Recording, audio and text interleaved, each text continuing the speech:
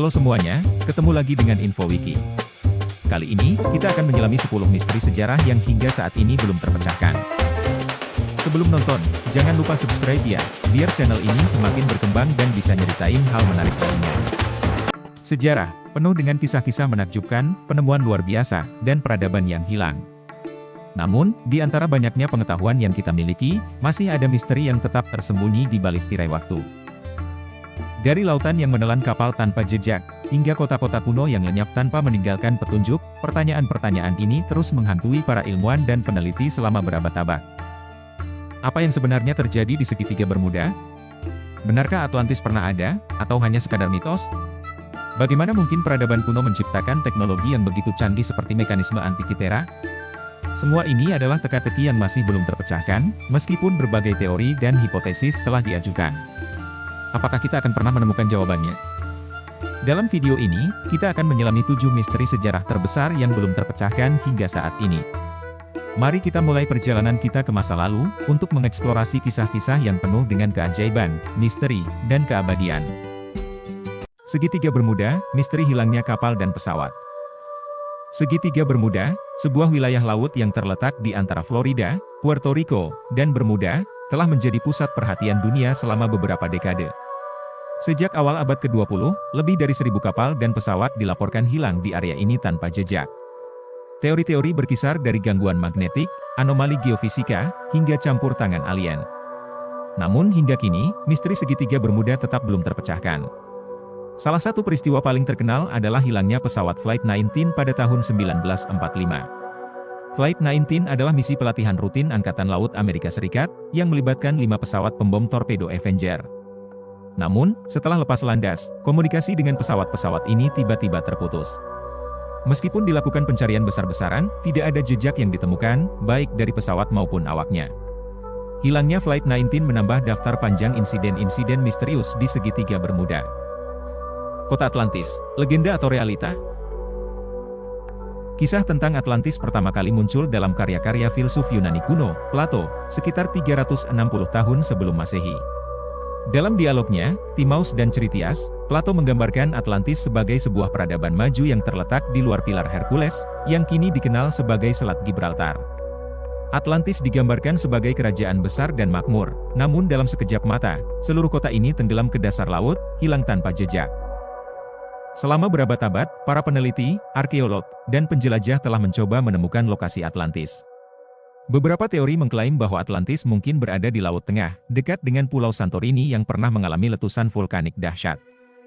Ada juga yang menyebutkan bahwa Atlantis bisa jadi berada di Samudra Atlantik, di dekat Kepulauan Azores, atau bahkan di benua Antartika yang tertutup es.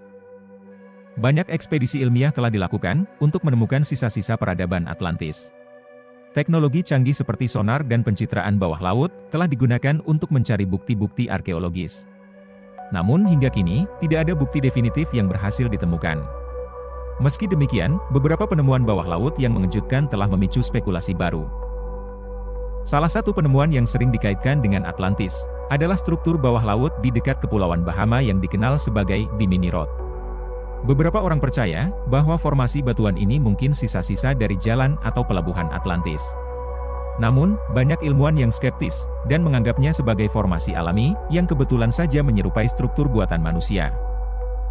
Para ahli sejarah dan arkeologi terbagi dalam pendapat mereka tentang Atlantis. Beberapa percaya bahwa kisah ini mungkin didasarkan pada peristiwa sejarah nyata, seperti kehancuran peradaban Minoan di Pulau Kreta akibat letusan gunung berapi.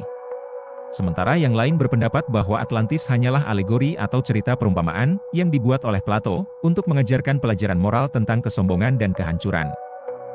Manuskrip Voynich, buku tak tersentuh waktu. Manuskrip Voynich adalah sebuah buku berusia lebih dari 600 tahun yang ditulis dalam bahasa dan skrip yang tidak dapat diterjemahkan. Ilmuwan, kriptografer, dan pakar bahasa di seluruh dunia telah mencoba memecahkan kode ini, namun hingga kini, isinya tetap menjadi teka-teki. Apakah ini sebuah buku medis, buku ramalan, atau sesuatu yang lain sepenuhnya? Misteri manuskrip Voynich masih menunggu untuk diungkap. Manuskrip Voynich pertama kali muncul kembali ke dunia modern pada tahun 1912, ketika seorang pedagang buku antik bernama Wilfrid Voynich menemukannya di sebuah biara Italia. Namun, kisah manuskrip ini jauh lebih tua dari itu. Berdasarkan analisis karbon, para ilmuwan memperkirakan bahwa naskah ini ditulis antara tahun 1404 dan 1438. Tetapi hingga kini, tak seorang pun tahu siapa penulisnya atau apa tujuan penulisannya. Salah satu aspek paling menarik dari manuskrip Voynich adalah isinya. Halaman-halamannya dipenuhi dengan teks yang ditulis dalam aksara yang tidak dikenal, lengkap dengan ilustrasi tanaman aneh, diagram astronomi, dan adegan-adegan misterius. Bahasa yang digunakan dalam manuskrip ini, yang dikenal sebagai Voynichese, belum pernah ditemukan dalam teks lain, dan sampai sekarang tetap menjadi misteri. Selama lebih dari 1 abad, para ahli kriptografi, linguistik, dan bahkan pakar intelijen militer telah mencoba memecahkan kode dalam manuskrip ini. Namun, semua usaha untuk menerjemahkan atau memahami teksnya, sejauh ini gagal. Ada yang percaya bahwa teks ini mungkin adalah kode rahasia, sementara yang lain berpendapat bahwa ini bisa jadi sebuah bahasa yang telah lama hilang. Berbagai teori telah diajukan tentang tujuan dan asal-usul manuskrip ini. Ada yang mengatakan bahwa ini adalah buku obat-obatan herbal, mengingat banyaknya gambar tanaman yang tak dikenal. Beberapa orang bahkan berspekulasi bahwa ini adalah teks dari peradaban asing, atau bahkan hoax dari abad pertengahan, yang dibuat untuk mengelabui orang kaya pada masanya. Patung Moai Pulau Paskah, bagaimana mereka dipindahkan? Pulau Paskah, atau Rapa Nui, adalah salah satu tempat paling terpencil di dunia, terletak di tengah Samudra Pasifik. Disinilah kita menemukan lebih dari 900 patung batu besar, yang dikenal sebagai Moai. Patung-patung ini, yang rata-rata setinggi 4 meter dan beratnya bisa mencapai 14 ton, dibuat oleh penduduk asli Rapa Nui, antara abad ke-13 dan ke-16. Namun, salah satu pertanyaan terbesar yang belum terjawab adalah, bagaimana mereka memindahkan patung-patung ini dari tambang ke berbagai tempat di sekitar pulau? Banyak Moai ditemukan di tambang Ranoraraku, di mana mereka dipahat langsung dari batu vulkanik. Setelah dipahat, patung-patung ini harus dipindahkan sejauh beberapa kilometer melintasi medan yang sulit. Mengingat tidak adanya teknologi modern, ini tentu menjadi tantangan besar bagi penduduk pulau pada masa itu. Berbagai teori telah diajukan mengenai cara Moai dipindahkan. Salah satu teori awal menyebutkan bahwa patung-patung ini mungkin digulingkan di atas batang kayu. Namun, teori ini menimbulkan pertanyaan lain, dari mana mereka mendapatkan begitu banyak kayu, mengingat Pulau Paskah tidak memiliki hutan yang lebat. The Antikythera Mechanism, komputer kuno yang canggih. Pada tahun 1901, para penyelam menemukan sebuah bangkai kapal Romawi kuno di lepas pantai Pulau Antikythera, Yunani. Di antara berbagai harta karun yang ditemukan, ada sebuah objek yang awalnya dianggap sebagai sepotong logam yang tidak penting. Namun, setelah diteliti lebih lanjut, objek ini ternyata adalah sesuatu yang jauh lebih luar biasa, sebuah mekanisme yang rumit dengan roda gigi dan komponen-komponen mekanis lainnya.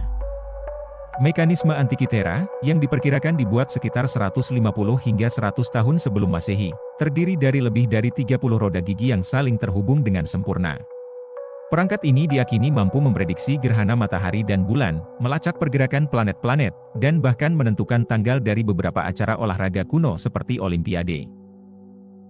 Seiring perkembangan teknologi modern, para ilmuwan menggunakan berbagai metode seperti sinar X dan pemindaian 3 dimensi untuk mengungkap fungsi dari setiap komponen dalam mekanisme ini.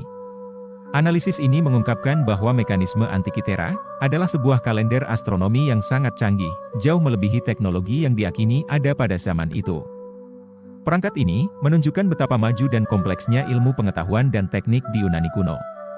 Meskipun kita belum sepenuhnya memahami siapa yang menciptakan mekanisme ini, banyak yang percaya bahwa itu mungkin merupakan hasil karya seorang ilmuwan atau filosof besar dari zaman itu, seperti Archimedes atau Hipparchus.